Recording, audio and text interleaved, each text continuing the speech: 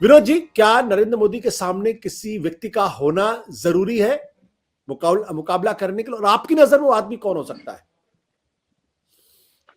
देखिए, जरूरी है कि नहीं जरूरी है ये तो कहना बहुत मुश्किल है, लेकिन जिस तरह का एक माहौल बंदी देश में हो गई है, तो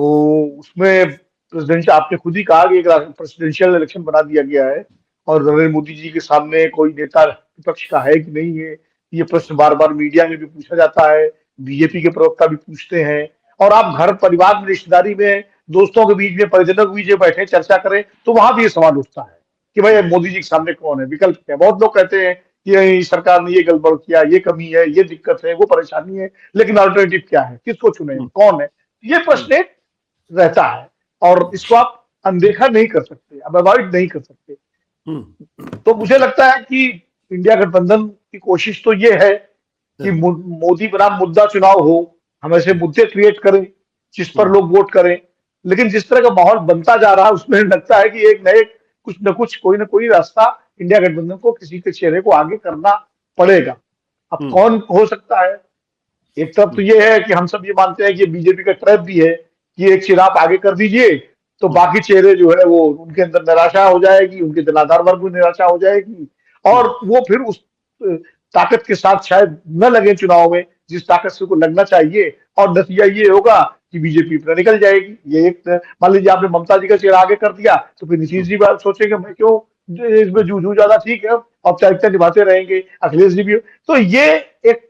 खतरा भी है कि एक सर्व, जैसे वीपी सिंह का जब चेहरा आगे किया गया था तो लगभग चंद्रशेखर जी को छोड़ करके उनके नाम पर सबने एक तरह से हाँ कर दी थी, एक सर्वानुमति कर दी थी। ठीक है, वीपी सिंह के नाम पर एक चूंकि एक वातावरण बन गया था, मिडिल क्लास पूरा उनके साथ हो गया था, शहरी मध्य वर्ग हो गया था, तो उसमें वो दिक्कत नहीं हुई थी। इसी तरह 2004 में भी हालांकि चेहरा तो नहीं घोषित किया गया था, लेकिन सोनिया गांधी को लेकर के विपक्ष में एक स्वीकार्यता का भाव था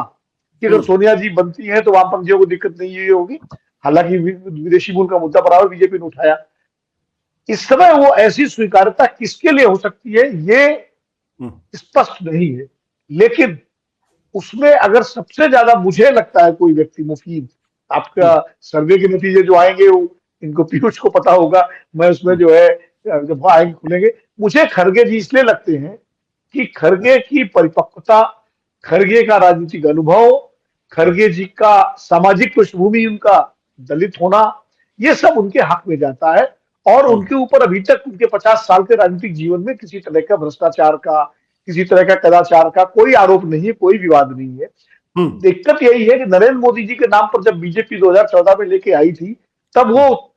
लगभग 13 साल गुजरात के मुख्यमंत्री थे और उन्होंने गुजरात मॉडल पेश किया था लोगों के सामने। अब वो गुजरात मॉडल कितना सक्सेसफुल था, क्या था, वो अलग बहस का विषय है, लेकिन एक इंस्पिरेशनल मॉडल कि भाई अगर मोदी जी को मौका मिला तो भारत बिल्कुल गुजरात से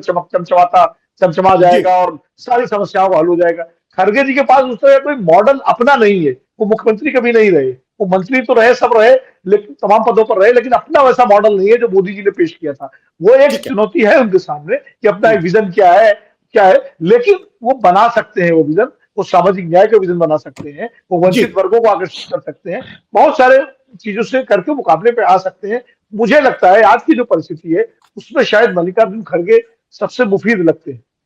सत्य हिंदी का ऐप डाउनलोड करें गूगल प्ले स्टोर पर।